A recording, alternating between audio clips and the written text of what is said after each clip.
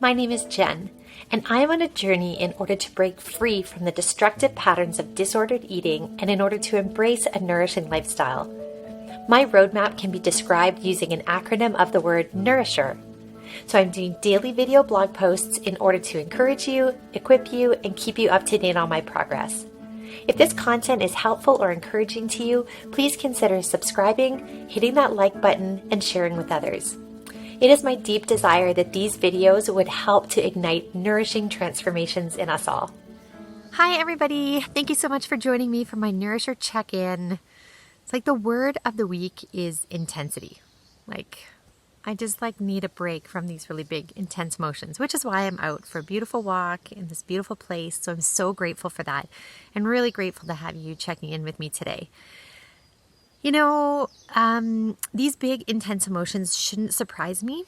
And if you're maybe feeling them too, then let's encourage each other by knowing that this is part of the maybe predictable process, because typically my, obsession over food or body image, exercise, whatever the case may be for me, or whatever the case may be in your disordered eating patterns, if you have them, are really distractions away from these intense emotions that we don't know how to manage. So it shouldn't surprise me that the emotions are so crazy intense now that I'm not turning to some of those more destructive patterns in order to find relief or soothing. But man, they're crazy. I just feel I feel like my sympathetic system. Remember, your sympathetic system is that part of your limbic system in your body that amps you up, that gets you ready to fight or freeze or run or whatever, puts adrenaline in. I just feel like my sympathetic system is just on overdrive all the time. My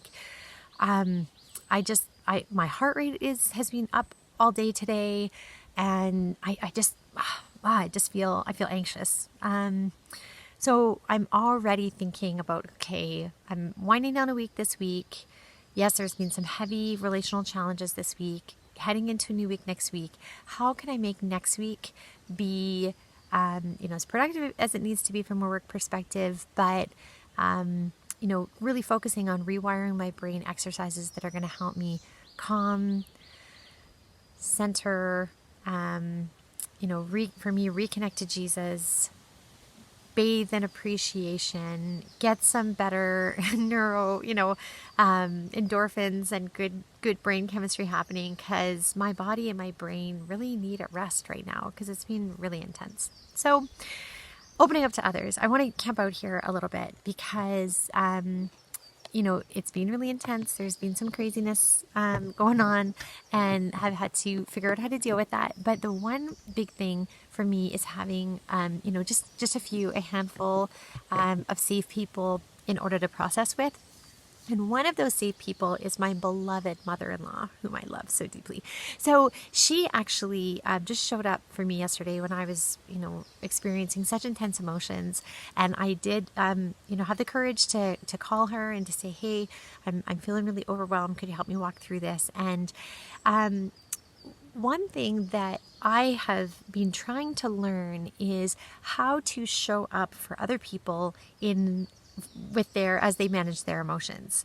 And that was probably the first thing that helped me learn, I don't know how to process my emotions, and I don't know, I don't have many people to help me process my emotions by learning how to process other people's emotions with them. So in parenting, this is a really big deal. And of course, we all come into parenting with so many different scripts and expectations and ideas and things that we end up having to learn and relearn along the way, which is just par for the course. But I had a lot of, new things to learn as a parent, and especially how to handle the big emotions of my children.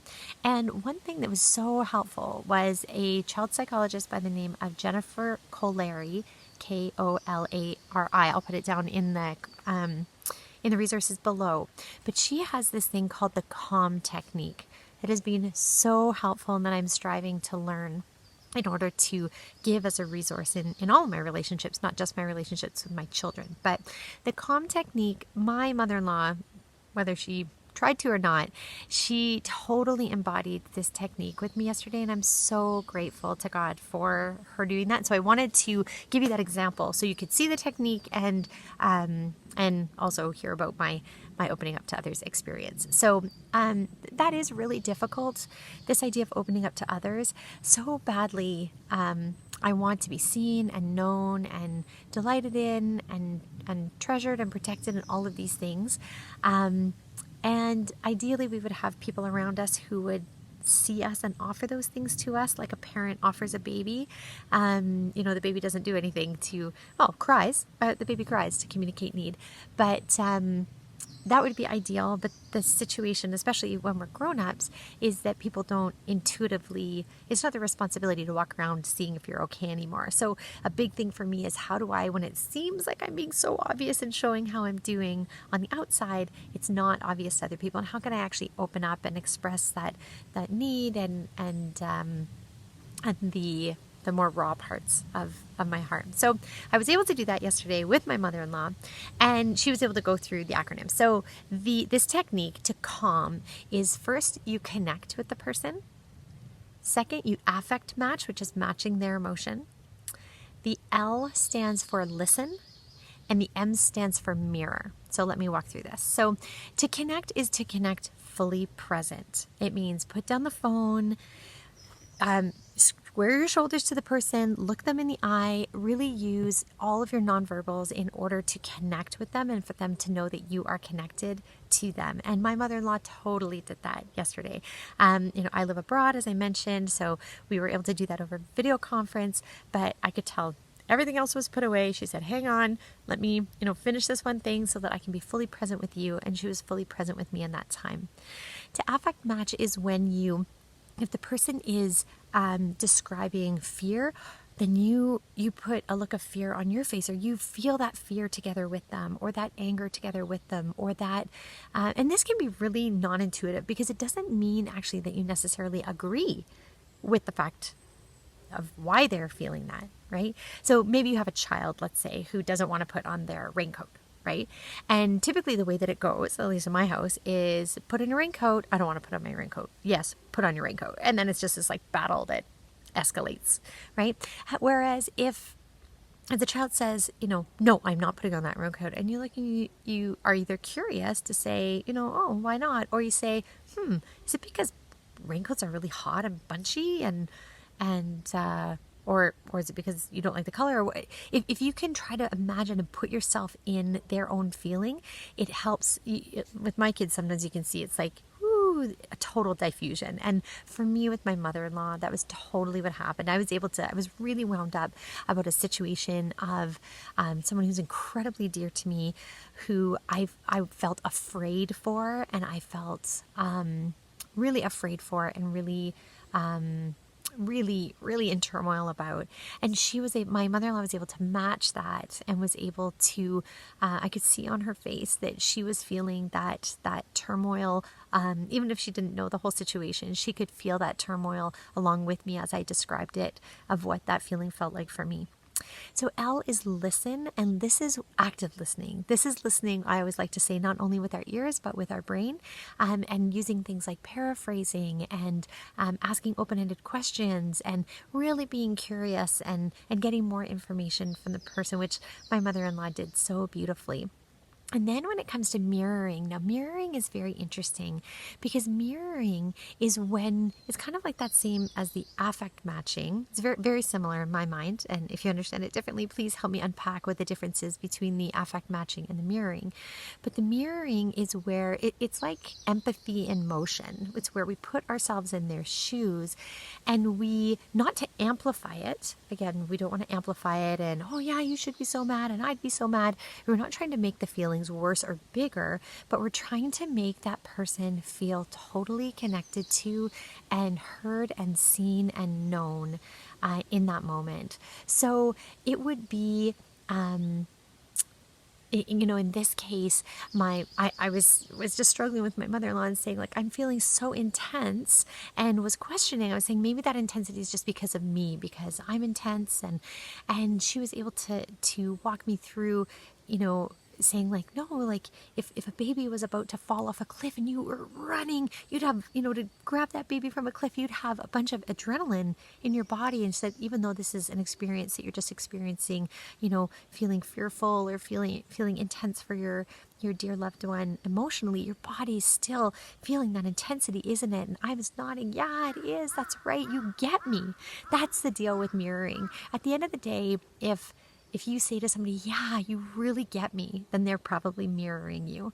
So it was so beautiful to be mirrored. And what I felt is I felt my shoulders drop. I was able to take a bit of a deeper breath, felt some of the intensity go. It was almost because she was sharing that burden with me. I didn't have to carry it all by myself anymore.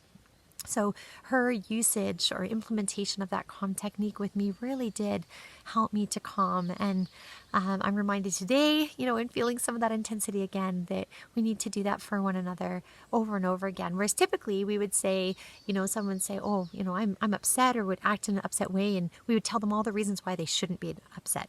Have you ever seen, I think we saw it at a marriage conference once, where it's this silly video. I'll try to find it. I'll put it down below. But it's this video of a woman with a nail in her head, and she's complaining to her husband and about the pain, and her husband's looking like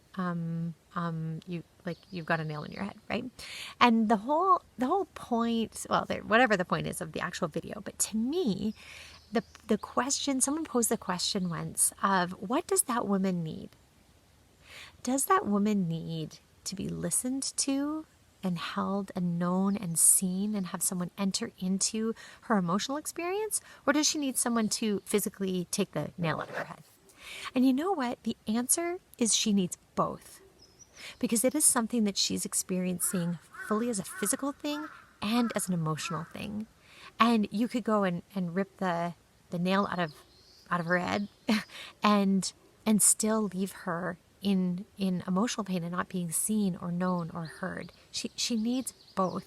So how can we're so quick. I'm so quick when someone's in pain. Oh no, it'll be all right and things will be fine. And, I see this a lot in our kind of Christian, my Christian cliche culture. Oh no, God's in control. Don't worry about it. And don't always really enter into the pain that person's feeling so that they can be known and seen and held and know that someone is with them in that and that they get them. So I'm so grateful for that experience that I had yesterday. So understanding the cycle, again, I'm so aware of the fact that I could just slip into that at any minute, and I'm trying to keep accountability high, rewiring my brain. I felt like I'm just trying to keep myself out of just really, really heavy, whether it's anxiety or intensity.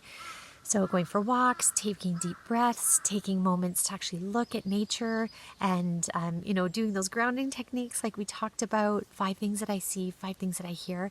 But I'm having a hard time keeping everything settled and calm in these days. And yeah, insulin-friendly eating thankfully went well yesterday, but I'm noticing that propensity to feel like I need to hide. And this is a big one for me in my eating disorder, is I hide things that don't even need to be hidden. Like when I'm really binging, of course, there's lots of really sad and very gross hiding of wrappers and trying to hide the fact that I'm either eating or that I'm buying things or whatever that is so destructive to relationships. But I notice those tendencies, especially when I don't feel seen or important relationally. I feel this intense need to hide who I am. So these last few weeks, I haven't felt that so intensely. So I'm noticing that and wanting to notice that creeping up so that I can be careful it doesn't send me anywhere else on that I'm staying in control of that cycle. Where am I understand the cycle? Rebuild my brain. I already talked about that. Sorry, I'm all over the place. Oh no, insulin-friendly eating. I was at. Okay, sleep went fine last night. Starting to get better sleeps, not disrupted sleep in the night, which I'm really grateful for. Not as many bad dreams. Thank you, God. I'm so glad. And also, I was just woken by a small child who was very wide awake at 5 a.m. So I just lost maybe about an hour, but it overall was good. And hydration was fine, not too little, not too much, but yeah, I could be drinking more during the day for sure. And exercise was good yesterday. Went for a nice walk, took you with me, and we're bored. Yeah. So why am I doing this? Why am I feeling all of these intense emotions? Because I believe that this is true life. Because I believe that there is a place here where I can experience realness of relationship with God, with myself, with other people that is ultimately healthier in the end than my previous patterns, that I can grieve the damage that I've done in relationships by my disordered eating behavior, and that those can in time be healed. So that is, even though it's really intense, that's what's keeping me on this journey, and I am so glad to have you on the journey with me, and I look forward to seeing you tomorrow. There is a caterpillar crawling up, wanting to get on my iPad. Can I see him?